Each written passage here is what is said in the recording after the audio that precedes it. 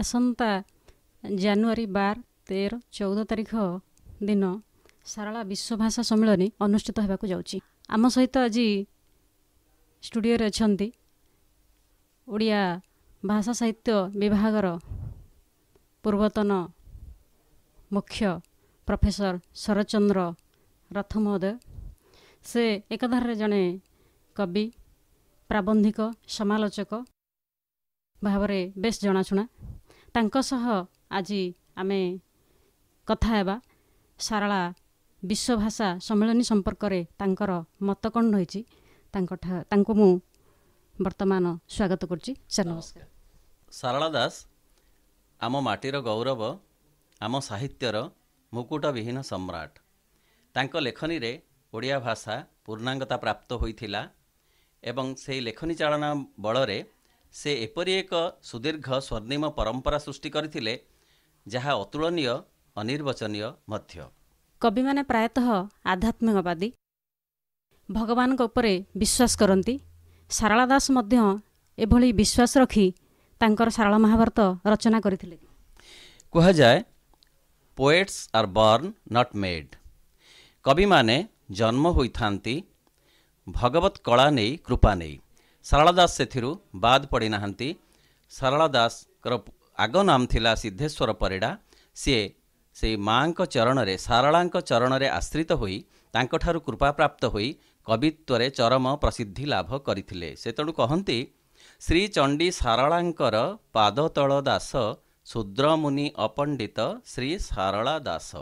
सते पुणी कहंती से माँ मते राति रे जहा कहंती मु ताहा केवल लिपिबद्ध करे सकाळे।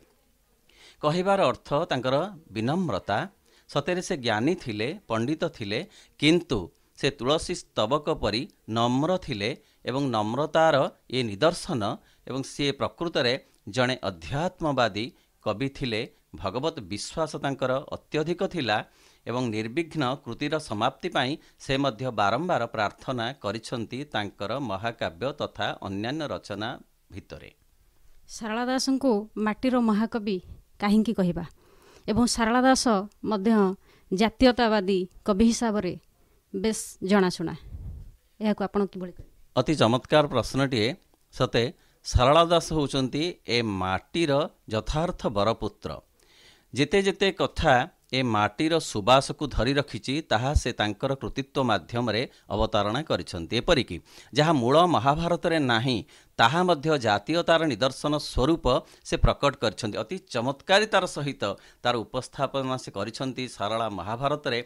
सते आम जातीयतार आम माटीर महत्वर से स्वर्णिम आलेख्य एथिरे संदेहर अवकाश नाही। सारला दास महाभारत रचना करिसंती तांकर श्रेष्ठ महाकाव्य। यह निश्चित भाव आम समस्त जानिछे। ता छड़ा से लक्ष्मीनारायण बच्चनिका, चंडी पुराण, बिलंका रामायण मध्य रचना करछे। से संपर्क रे आपण किछि कहंतु। सारला दासंकर अन्यतम रचना भावरे आमे जानू बिलंका रामायण को।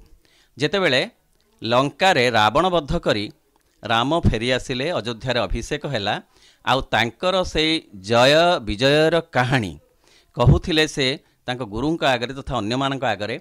सेतिके बेले माँ सीता कहिले जे प्रभु तमे कौन सते रावण को मारिछ? मु शक्ति देलारु तमे एते बड़ असाध्य साधन करिछ। एहा परे सीता कहिले तमे जदि रावण को मारिछ ताहले बिलंकार जो रावण अछि से अत्यंत अत्याचारी, तमे ताकु मारी पारिबो कि? रामचंद्र हाँ भरिले एवं चेष्टा कले, मात्र ताहा सफल हैला नाही। सीता शक्ति देले एवं ताहा संभव हैला एवं सीतांक शक्ति रे प्रकृत रे असुरत्व र नाश हैला। एहा ही बिलंका रामायण र कथावस्तु महत्व। तांकर अन्यतम चंडी पुराण रे शाक्त धर्मर शक्तिर जो प्रबल प्रतिष्ठा ताहा उपस्थापित होइछि। सारला दास जगन्नाथ को तांकर महाभारत रे वर्णना करछंती किभଳି से संपर्क रे संक्षिप्त सूचना प्रदान। सारला दास पूर्वरु जो सांप्रदायिक वाद विसंवाद थिला, सारला दास ताकू शेष कले बा समन्वय करी पंचदेवतांकर उपासना र महत्व को रखिले। यथा गणे नारायणे रुद्रे अंबिके भास्करे तथा ଭିନ୍ନା ଭିନ୍ନ ନ କର୍ତ୍ତବ୍ୟମ୍ ପଞ୍ଚଦେବ ନମସ୍ତୁତେ। ଅର୍ଥ ତାଙ୍କ ରଚନାରେ ଏଇ ପଞ୍ଚଦେବତାଙ୍କର ଉପାସନା ଅଛି। ଶ୍ରୀଜଗନ୍ନାଥଙ୍କର ମହିମା ସମ୍ପର୍କରେ ବହୁ ସ୍ଥାନରେ ଉଲ୍ଲେଖ କରିଛନ୍ତି କବି ସାରଳା ଦାସ।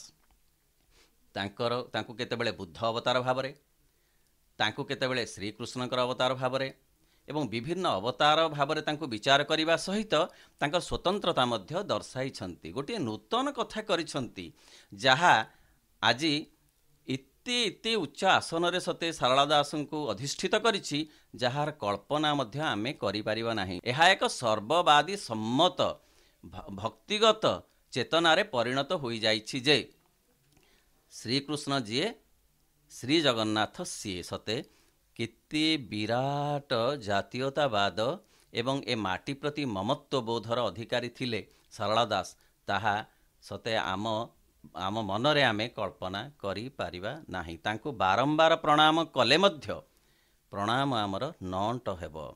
ଆସନ୍ତା ଜାନୁଆରୀ 12, 13, 14 ତାରିଖରେ ଆମେ ସାରଳା ବିଶ୍ୱଭାଷା ସମ୍ମିଳନୀ କରିବାକୁ ଯାଉଛୁ। ସେ ସମ୍ପର୍କରେ ସାର୍ ଆମକୁ କିପରି ଶୁଭେଚ୍ଛା ବାର୍ତ୍ତା ପ୍ରଦାନ କରିବେ, ମୁଁ ତାଙ୍କୁ ମତ ରଖିବା ପାଇଁ ଅନୁରୋଧ କରୁଛି। ମୁଁ ଅତ୍ୟନ୍ତ ଆନନ୍ଦିତ ଯେ ସାରଳା ବିଶ୍ୱଭାଷା ସମ୍ମିଳନୀ ଅନୁଷ୍ଠିତ ହେବାକୁ ଯାଉଛି। ସତେ ଏଭଳି ଗୋଟିଏ ଚମକପ୍ରଦ ଘଟଣା। ଇଏ କେବଳ ଘଟଣା ନୁହେଁ, ଇଏ ଏକ ଆନ୍ଦୋଳନ କେବଳ ନୁହେଁ, ଇଏ ଏକ ଆବଶ୍ୟକତା। କାରଣ ଆମର ଯେଉଁମାନେ ପୂର୍ବସୂରୀ, କେବଳ ପୂର୍ବସୂରୀ ନୁହେଁ, ଦିଗ୍ଦ୍ରଷ୍ଟା, ସେଇମାନଙ୍କ ସମ୍ପର୍କରେ ଆମେ ଆଲୋଚନା କରିବା, ସେମାନଙ୍କୁ ଆମେ ଯଥାମାନ୍ୟ ଦେବା, ସେଇମାନଙ୍କର ପଦାଙ୍କ ଅନୁସରଣ କରିବା ପାଇଁ ଏତେ ବଡ଼ ଆୟୋଜନ ହେଇଛି।